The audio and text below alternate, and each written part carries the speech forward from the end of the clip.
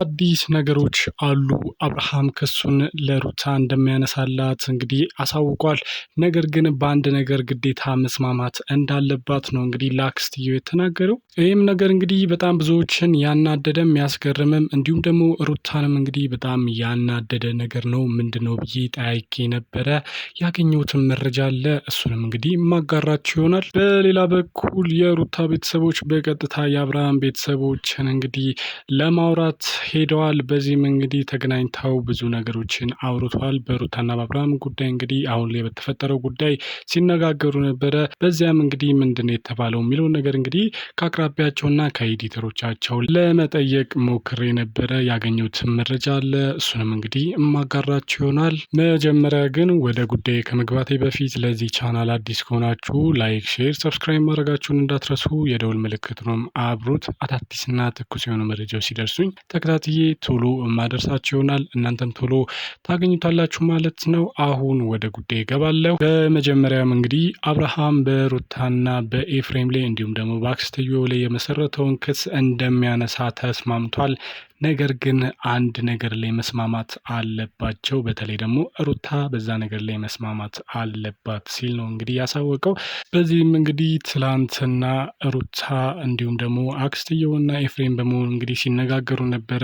ሩታና ኤፍሬምም ወደ ፖሊስ ጣቢያ ለመሄድ እንግዲህ ተነስተው እንደነበረና ለአክስትየውም ልጅየውን አስረክባ ልትሄድ እንደነበረ እንግዲህ ተመልክተናል። በዚያም እንግዲህ አክስትየው እንደተናገረችው ከሆነ ከአብርሃም ጋር እንደተነጋገረች እንግዲህ ክሱንም እንደሚያነሱ እየተነጋገሩና እንደተስማሙ ነው የተናገረችው አክስትየው እንዳለች ከሆነ እንግዲህ እናንተ ወዴትም መሄድ አይጠበቅባችሁም፣ እንግዲህ እኔ ከአብርሃም ጋር እያወራን ነው። ሰውና አብርሃምም እንግዲህ እየተስማሙ ነው ክሱን ለማንሳት እና እንግዲህ በሌሎች ነገሮች ላይም እንግዲህ ለማውራት ተቀጣጥረን አሁን ወደዛ እየሄድኩ ነው ብላ እንግዲህ እንደወጣች ተመልክተናል። በዚህም እንግዲህ እዛ ከሄደች በኋላ የተሰማው ነገር ነው እንግዲህ በጣም ብዙዎችን ያነጋግረው ማለት ነው። እነ ሩታም እንግዲህ መገኘት አለባቸው በሚል ሁኔታ አብርሃም እንግዲህ ግዴታ ሩታና ኤፍሬም ተገኝተው ሁሉም ሰው ተገኝቶ ይህ ነገር ማውራትና መነጋገር አለብን ሲል እንግዲህ አብርሃም ተናግሮ ነበረ። በዚህም እንግዲህ ደውላላቸው ኤፍሬምና ሩታም እንግዲህ አብርሃም ፊት ለፊት ሄደው ተነጋግረው ነበረ። በዚህም እንግዲህ አብርሃም እንዳለው ከሆነ አንድ ግዴታ መተማመንና በዚህ ነገር የምተስማሚ ከሆነ እኔ ክሱን አነሳለሁ፣ ለሁላችሁም እንግዲህ የከሰስነውን ክስ አነሳለሁ ሲል ተናግሯል። እዚህም እንግዲህ ሩታና እንዲሁም ደግሞ የሩታ ክስት ኤፍሬምም ሆኑ የመጀመሪያ ጥያቄያቸው ምንድን ነው፣ ያ ነገር መስማማት ያለብንስ ነገር ምንድን ነው የሚል ጥያቄ እንግዲህ ሰንዝረው ነበረ። በዚህም እንግዲህ አብርሃም እንዳለው ከሆነ ክሱን እንዳነሳ የምትፈልጊ ከሆነ ልጁን ለእኔ ትሰጭኛለሽ፣ ቢያንስ ለአንድ ወር ያህል አታዩም ሲል እንግዲህ ዱብዳ የሚመስል ነገር ነው የነገራት። በዚህም እንግዲህ ሩታ በድንጋጤ ምን እያደረግክ ነው? ምን እያልክ ነው?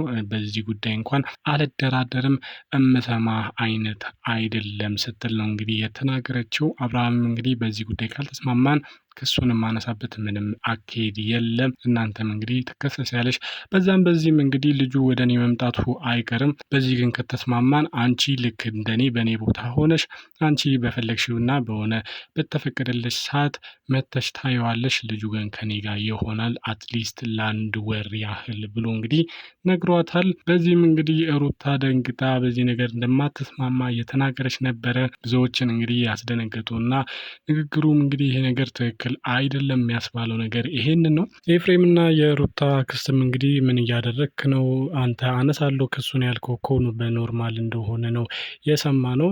ይሄ እንግዲህ ምንም መደራደሪያ ፖይንት ሊሆን አይችልም፣ በልጇ ልትመጣባት አይገባም ሲሉ እንግዲህ ሲከራከሩ ነበር። ኤፍሬምም እንዳለው ከሆነ ችግር የለውም በእኛ ላይ ያለውን ክስ አታንሳው፣ ነገር ግን በሩታ ላይ የከሰስካትን ክስ አንሳው፣ እኛ እንታሰራለን፣ ችግር የለውም፣ ነገር ግን ሩታን ተዋት ሲል እንግዲህ እየጠየቀውና እየተማጸነው ነበረ። ነገር ግን አብርሃም እንግዲህ በዚህ ጉዳይ ካልተስማማችሁ እኔ ክሱን ማነሳበት ምንም ምክንያት የለም፣ በዚህም እንግዲህ ክሳችሁን ትቀምሳላችሁ። የሰው ህይወት መበጥበጥና የሰውን ነገሮች ማበላሸት እንግዲህ እንዴት እንደሆነ እናንተም እዛ ገብታችሁ ማየትና መቅመስ አለባችሁ ሲል ነው እንግዲህ የተናገረው። በዚህም እንግዲህ ሩታ እንደማትስማማና በልጇ የሚመጡባትን ነገሮች እንግዲህ ለመጋፈጥና ለመቀበል እንደምትሄድ ሲቀጥል ደግሞ ልጇን አሳልፋ ለሱ እንደማትሰጥ እንደማትሰጠው እንግዲህ እየዛተች ነበረ። በዚህም እንግዲህ በዚህ ጉዳይ አልስማማም፣ እኔ የፈለገ ቢሆን እንግዲህ እታሰራታለሁ እንጂ ልጁ ወደ አንተ ጋር አይመጣም፣ ጭራሹኑ ለአንድ ወር የማይሆን ነገር ነው ስትል ነው እንግዲህ ስትናገርና ስትቆጣ ይታያችው። በዚህም እንግዲህ ሩታ እንደማትስማማ ተናግራለች። ነገር ግን አብርሃም እንዳላት ከሆነ አስቢበት እንግዲህ እዛ ከገባሽ በኋላ ምንም ጥቅም የለውም፣ አንቺ ጋር አይሆንም ልጅሽ። ስለዚህ እኔ ጋር ሆኖ ነገር ግን አንቺ በውጭ ሆነሽ እየመጣሽ ታየዋለሽ። በእኔ ቦታ ሆነሽ እኔ የሚደርስብኝና እኔ የምሰቃየውን ነገር እንድታይ ነው እንጂ ሌላ ነገር የለውም ሲል እንግዲህ ተናግሯታል ማለት ነው። በዚህም እንግዲህ በጣም ብዙዎችን ያስገረመው የአብርሃም ጭካኔ ነው። አብርሃም አሁን ላይ እንግዲህ በእሷ ላይ በጣም ጨክኖ እንግዲህ ልጁን ወደ እኔ አምጪው፣ በዚህም መቀጣት አለብሽ ሲል ነው እንግዲህ የወሰነው። አብርሃም ይህን ነገር የሚያደርገው እንግዲህ ልጁ ከእሱ ጋር እንዲሆን ፍላጎት ኖሮት ሳይሆን ነገር ግን ሩታን ለመቅጣት እንደሆነና ሩታ አሁን ላይ እያደረገች ያለችውን ነገር ቆም ብላ እንድታይና ምን ያህል እንግዲህ እሱ እየተጎዳና በእሱ ሕይወት ውስጥ ጣልቃ እየገቡ ነገሮችን እየበጠበጠች እንደሆነ እንድትረዳ ነው እንግዲህ አሁን የፈለገው። በዚህም የተነሳ እንግዲህ ሩታን መቅጣት የሚችለው ደግሞ በልጇና በልጇ ብቻ እንደሆነ ስለገባውም ነው እንግዲህ ይሄን ነገር ለማድረግ የተነሳው ማለት ነው። በዚህም ነው እንግዲህ በጣም አስቦና አውርዶና አውጥቶ እንግዲህ ይሄን ውሳኔ የወሰነው።